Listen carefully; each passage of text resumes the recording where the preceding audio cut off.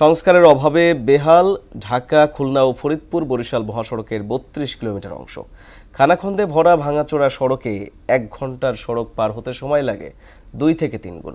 সামান্য বৃষ্টি হলেই চলাচলে দুর্ভোগ বেড়ে যায় কয়েক গুণ। সড়ক বিভাগ বলছে ঘন ঘন বৃষ্টির কারণে মহাসড়ক দুটি সংস্কার করা সম্ভব হচ্ছে না।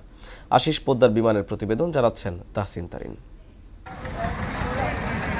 ঢাকা খুলনা মহাসড়কের ফরিদপুর থেকে দুলদি রেলগেট পর্যন্ত ১০ কিলোমিটার আর ফরিদপুর বরিশাল মহাসড়কের মুন্সিবাজার থেকে পুখুরিয়া পর্যন্ত ২২ কিলোমিটার অংশের চিত্র এটি। পদ্মা সেতু ও এক্সপ্রেসওয়ে ব্যবহার করে ভাঙাচোরা দুই মহাসড়কে প্রতিদিন চলাচল করছে চুয়াডাঙ্গা, ঝিনাইদহ, যশোর সহ দক্ষিণ পশ্চিমাঞ্চলের ১০ জেলার হাজার হাজার যানবাহন।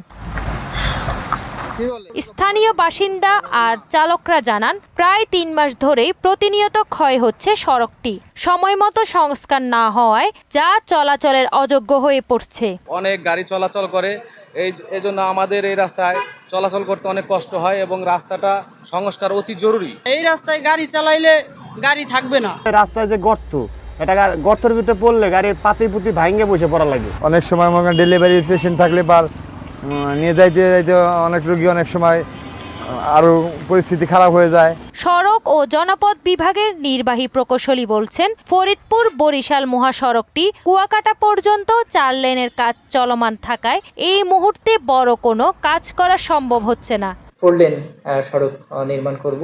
তার প্রথম পর্যায়ে আমরা যে ভূমি অধিগ্রহণের কার্যক্রম চলমান থাকায় আমাদের এই সড়কে মেজর কোনো কাজ সম্পন্ন করতে পারছি না। অতিরিক্ত পরিমাণে বৃষ্টিপাত হয়, সেই কারণে দেখা যাচ্ছে বিভিন্ন সড়কের দুর্বল জায়গাগুলোতে পথস্রোতের সৃষ্টি হয়েছে। দক্ষিণ পশ্চিমাঞ্চলের হাজার হাজার মানুষের যাতায়াত নির্বিঘ্ন করতে মহাসড়ক দুটি দ্রুত সংস্কারের দাবি জানিয়েছেন ভুক্তভোগীরা।